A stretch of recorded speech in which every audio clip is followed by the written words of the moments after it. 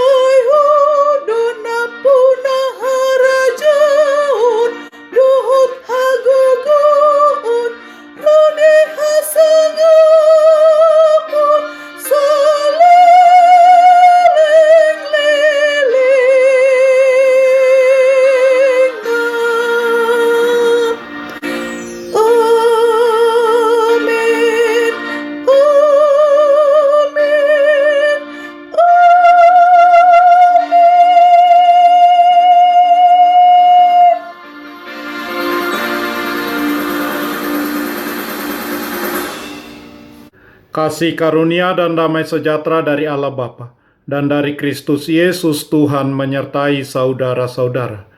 Amin.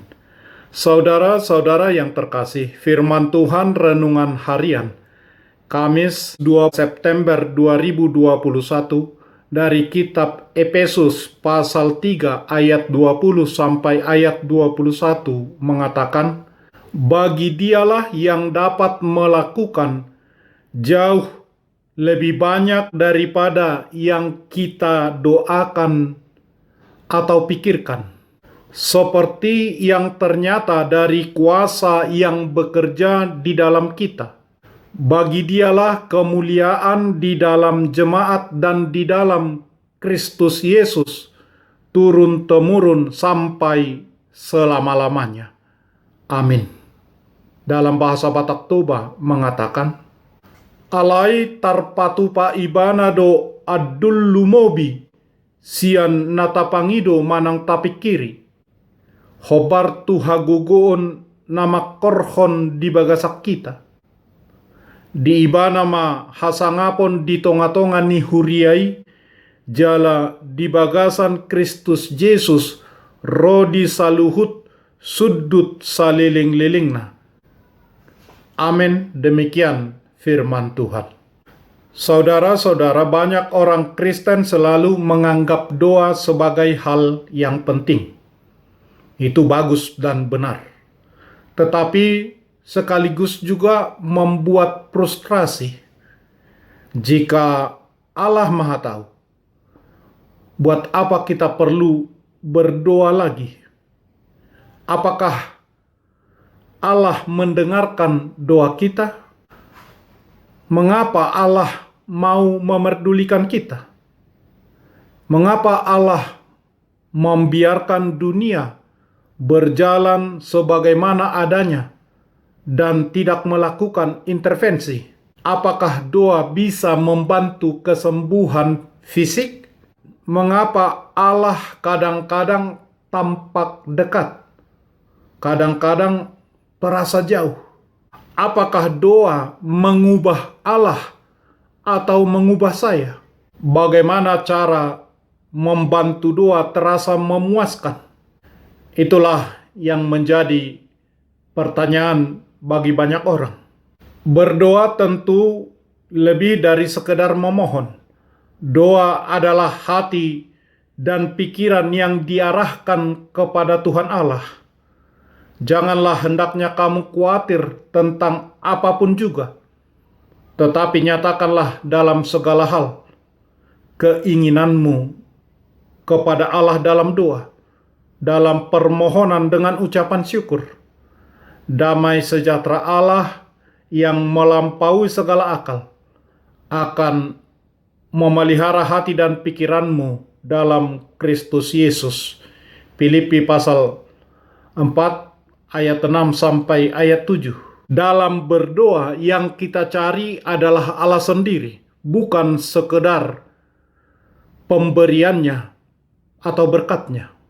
Di dalam doa itu, seseorang mengarahkan pikirannya, mengarahkan jiwanya, raganya kepada Allah untuk bersekutu dengannya, menyembahnya, mengungkapkan isi hatinya kepada Tuhan. Melalui dan di dalam doa, seseorang berkomunikasi, menyembah dan memohon kepada Tuhan.